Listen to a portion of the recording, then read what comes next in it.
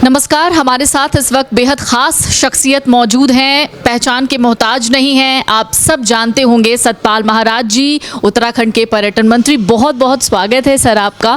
और जिस तरीके से उत्तराखंड में इस वक्त भूस्खलन हुआ और ख़ास तौर से केदारनाथ में एक बार फिर से याद आ गई उस त्रासदी की, ये सब जो तस्वीरें सामने आई, उन तस्वीरों ने कहीं ना कहीं डरा दिया, एक बार फिर से दहला दिया। कुछ ऐसी मिलती जुलती तस्वीर वायनाड से भी सामने आई। तो फिलहाल जिस तरीके की एक चर्चा सोशल मीडिया पर भी जन्म ले रही है वो ये कि विकास के बीच में इस तरीके की जो चुनौती प्राकृतिक आ रही है उससे किस तरीके से निजात पाया जाए। और जो भूगर्भ वैज्ञानिक भी लगातार चेतावनी दे रहे हैं। इन सब के बीच में सर आपसे मेरा सवाल कि ये जो आपदाएं लगातार देखने को मिल रही हैं, एक बार फिर से इंसान सहम गया है, इन पर अभी फिलहाल आप खुद क्या सोच रहे हैं? नहीं, आपदा के ऊपर यह है कि कंसंट्रेशन बढ़ जाता है, बादल आकर के ट्रैप हो जाते हैं और मॉइस्चर का कंटेंट बढ़ जाता है तो बादल फट जाते हैं। उसके लिए हमने डॉपलर रेडार्स भी लगा रखे हैं, बंदोबस्त किया हुआ है, पर फिर भी दुर्घटनाएं घटती हैं। तो निश्चित रूप में हमें जो है पर्यावरण का संतुलन बनाना होगा, बैलेंस बनाना होगा। कुछ ऐसे करना होगा कि ताकि कार्बन एमिशन को हम कम करें, तो इसके लिए हमें काम करना होगा, फॉरेस्ट लगाना होगा और भी बहुत से काम करने होंगे, आधुनिक काम करने होंगे जिससे कि पर्यावरण की रक्षा हो।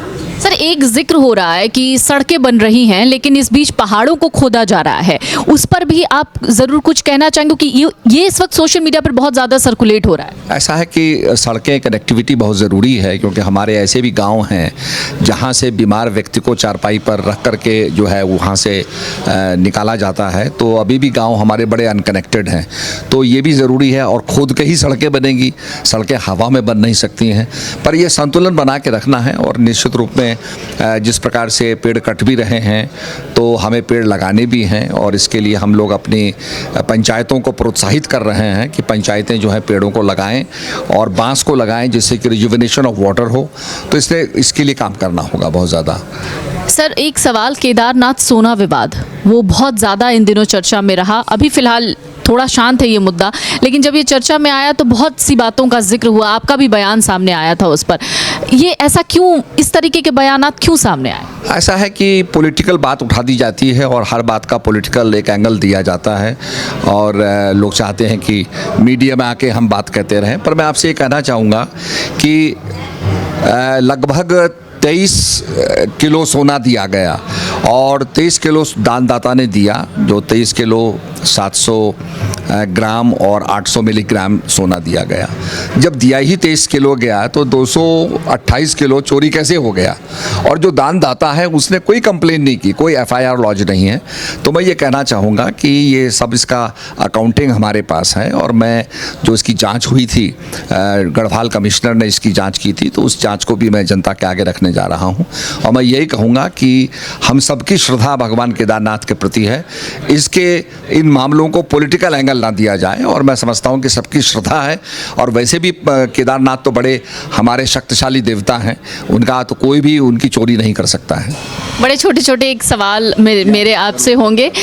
सर आप एक पॉलिटिकल लीडर हैं, मंत्री हैं, उत्तराखंड को बहुत बखूबी समझते देखते हैं, लोगों को भी आप बहुत अच्छी अच्छी बातें समझाते हैं, आप आध्यात्मिक गुरु भी हैं। क्या आप बचपन से ही आध्यात्मिक रहे या परिवार में ऐसा कोई माहौल आपको मिला? नहीं, बचपन से मैं आध्यात्मिक रहा। मेरा जो झुकाव था वो हमेशा स्पिरिचुअलिटी की तरफ रहा है। और मैं ये मानता हूँ कि the marriage of spirituality and science से हमारे देश का भला होगा, हमारे समाज का भला होगा। सर एक और अहम सवाल आपसे कि आने वाले दिनों में आप किस तरीके से उत्तराखंड को देख रहे हैं? एक खाका क्या आपने बना लिया? उत्तराखंड के अंदर बड़ा पोटेंशियल देख रहे हैं। आने वाली शताब्दी उत्तराखंड की शताब्दी होगी और यहाँ बहुत पोटेंशियल है, क्योंकि जो सुंदरता और जो यहाँ के होम स्टेज बने हुए हैं और जो यहाँ के तीर्थ स्थल हैं, 4 धाम हैं, और हम और भी कार्तिकेय स्वामी को डेवलप कर रहे हैं, तो निश्चित रूप में लोगों का हिमालय की तरफ जो है रुख होगा और लोग यहाँ आएंगे छुट्टी बिताने के लिए। और यहाँ का जलवायु बड़ा स्वच्छ है, is very healthy and very, मैं समझता हूँ कि नरिशमेंट देने वाला है। तो निश्चित रूप में यहाँ का जलवायु बड़ा स्वच्छ होने से लोग पहाड़ की तरफ आएंगे। और यहाँ तो हमारी विरासत है और यहाँ पर हमारी संस्कृति है। अभी लखुडियार को आप देखेंगे 5000 साल पुरानी वहाँ पर केव पेंटिंग्स आपको देखने को मिलेंगी। और मसूरी में आपको जॉर्ज एवरेस्ट देखने को मिलेगा और वहाँ पर हमारे राधानाथ सिकदर जी ने हिमालय को नापा था। तो जॉर्ज एवरेस्ट का घर देखने को मिलेगा, सिकदर की प्रतिमा देखने को मिलेगी, बहुत कुछ आपको देखने को मिलेगा। तो मैं ये चाहूँगा कि आप उत्तराखंड आएँ और यहाँ का जो है आनंद लें।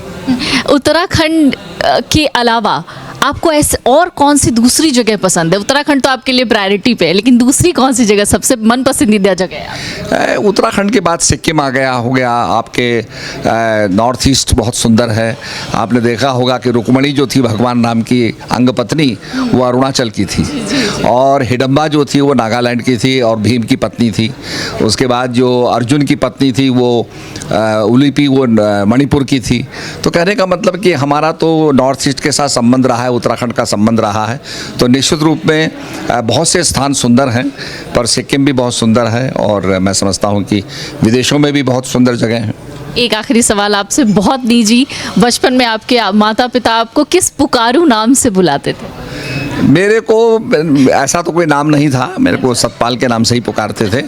बचपन से ही मेरे को पुकारते थे। धन्यवाद। धन्यवाद सर आपका बहुत बहुत, इतनी बेहतरीन और दिलचस्प बातचीत करने के लिए। Thank you sir.